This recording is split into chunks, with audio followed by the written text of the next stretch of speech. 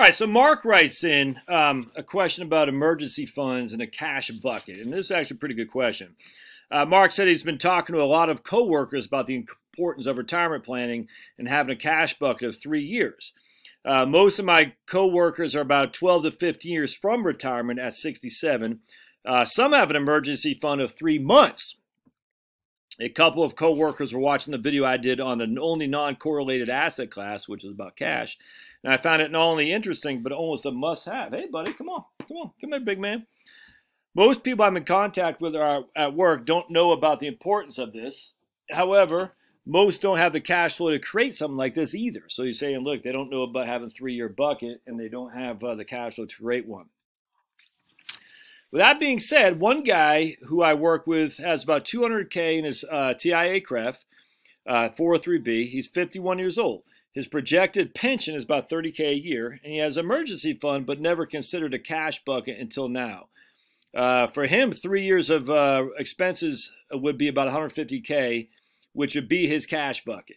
He understands what a cash bucket is. It helps in times like this with his equity investments when you're retired. That's the operative word, when you're retired here, Mark.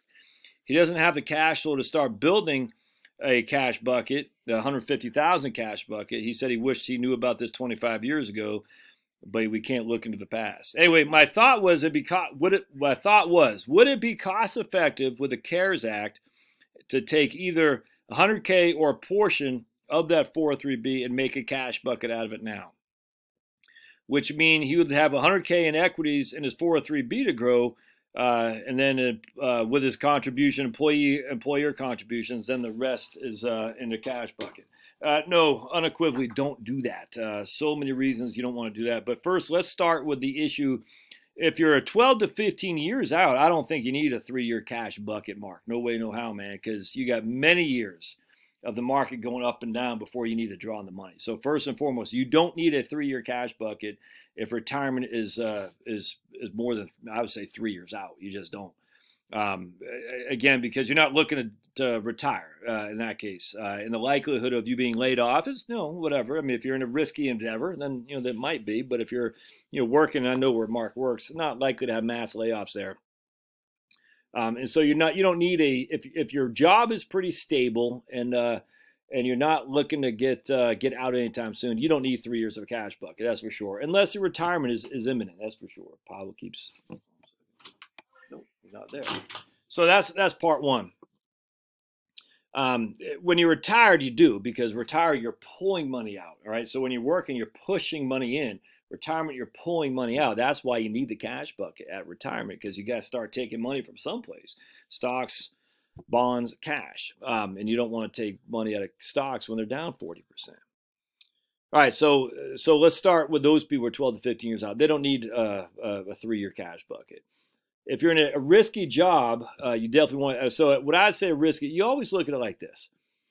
If I'm 2 years, I look at it like this. Your last 2 years before your retirement, in my opinion, you want to just put everything you can into cash. All right, so your contributions to your 401k, your employer match, all that is going to cash. So that way you can go into retirement with about 3 years of cash in that cash bucket. I hope that makes sense. You do not want to you don't need to do that, if you're 12 to 15 years out. That would hurt you in the overall scheme of things when it comes to the growth on that portfolio. And there's no need to have a cash bucket, simply because you're not pulling money out for a long time. And that's where having a 6-month or even a year emergency fund, I would see in this case a year emergency fund makes sense. And the reason I say it is simply because you don't know if the layoffs are coming. No one knew, all these mass unemployment that are coming down the pike. No one knew that 2 months ago. But thanks for the good folks at the World Health Organization and others who'll go nameless. They scared everybody to death, so now we got mass unemployment. Freaking nuts. But anyway, be that as it may. So unless you're looking at retiring and pulling money to live on, you don't need a 3-year cash bucket. Having 6 months to a year makes sense, absolutely. And the reason that makes sense is because you just don't know if your job will be there. And so then he says, how about if he uses the CARES Act to pull $100,000 out? No, you don't want that in cash. Man, no way. So what's going? I don't have a piece of paper here. I probably could do it on. Yeah, I guess I could probably do it here. It's gonna look kind of weird because I'm down. Oops, hold on. Hold on a second. All right, so this won't be a very professional. Imagine that on my channel. Let's make it like, there we go, sweet.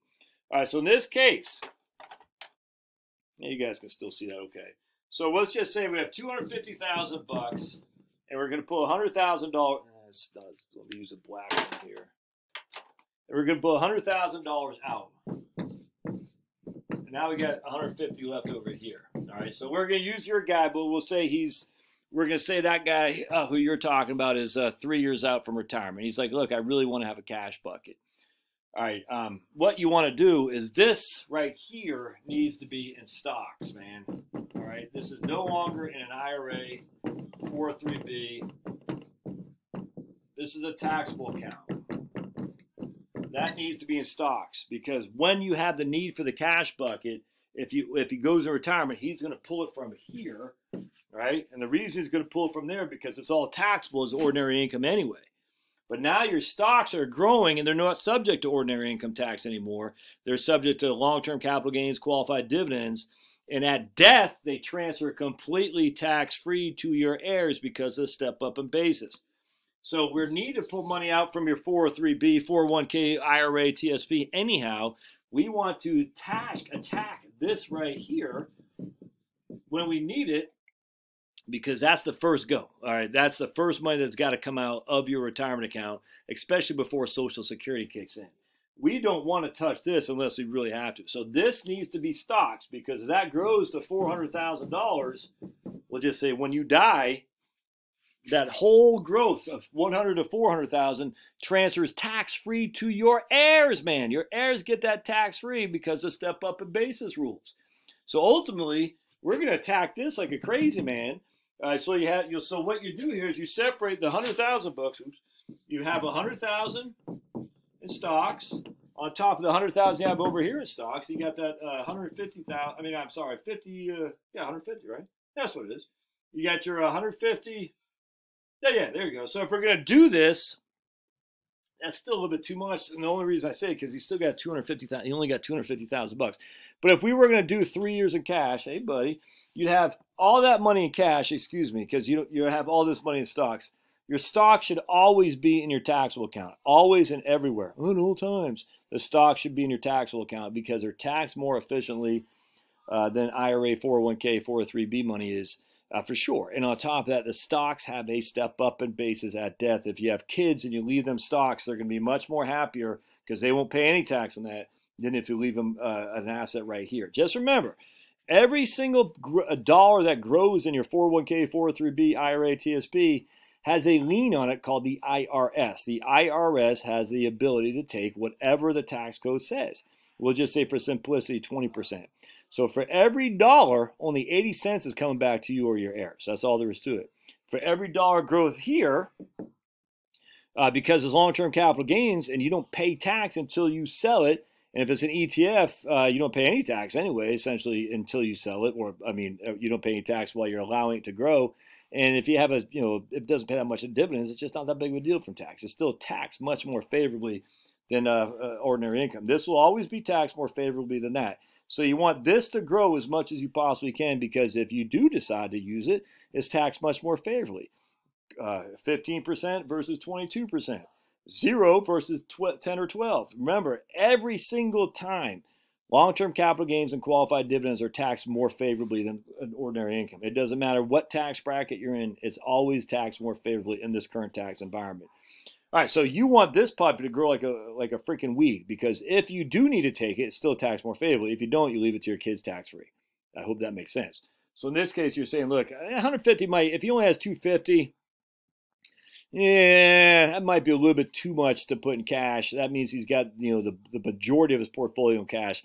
I don't think I'd do that whole thing like that. But I do think maybe saying, all right, what we're going to do, because I would probably just say I'm going to have 100,000 in cash, and then I'm going to have a 50,000 in stocks, if that makes sense. So of this 150 that's left, well, it's 150. Let me just write that again. So if I got 150, so I got 100,000. That's not very good, is it? I got 100,000 I pulled out in stocks, which I got to pay tax over 3 years. No penalty, by the way. I got 150 left in my 401k. I put $100,000 in cash. Again, this is for a guy that's a couple years out of retirement, 2 to 3 years in cash. That'll cover me 2 years, and he's got a pension too. On top of it, now you have $50,000 in stocks. I think that's a pretty good portfolio, actually. So now I'm covered for 2 years, and then I got basically 3 years in stocks. I'm covered for 2 years, got 3 years of stocks. If I need, after 2 years, if I got pulled to $50,000, I'm going to have to do that. There's no other way around that. But either way, I want to leave this money right there. That money right there is I don't want to touch that as long as I can get away with not having to touch it. Hope this makes sense. If a guy's got a $30,000 pension and a $50,000 income need, then he only needs $20,000 to cover the income need. So just make sure you define that. And on top of it, he's still going to get Social Security. So if he has a $50,000 income need, a $30,000 pension, well, his income need is only 60 for 3 years. He only needs $60,000 in his cash bucket. I hope that makes sense. So don't overlook that. And then you throw in Social Security. Let's just say he's got $50,000 income need, $20,000 of Social Security, $30,000 of pension. He's got nothing, no cash bucket need. You still want cash, don't get me wrong, but it's not the same as a need as somebody who doesn't have a pension.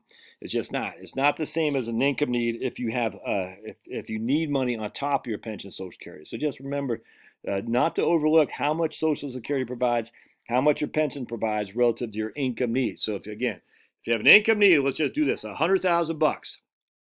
Now let's do that's too much. $75,000. You have an income need. All right, that's how much you need to pay the bills, pay tax, whatnot. You get $30,000 in pension and $20,000 in Social Security. All right, so that means you have an income need of $75,000, and you're getting $50,000 from Social Security and pension. $45,000 from Social. No, it's $55,000. No, it's $50,000. Yeah, $20,000. So yeah, all right. So you got $75,000 income need. You're getting $50,000 from Social Security and pension. $30,000 from pension. $20,000 from Social Security. $75,000 income need. $50,000 guaranteed income. You have a $25,000 cash deficit. You got to make that deficit up someplace. You're going to make it up from pulling from your 403B. So then your cash bucket for 3 years is just $25,000 times 3. You just need $75,000. That's it. So just make sure that that is understood. All right. Hope this helps. Love to hear any questions, thoughts, or comments. Put them down below. Thanks, guys.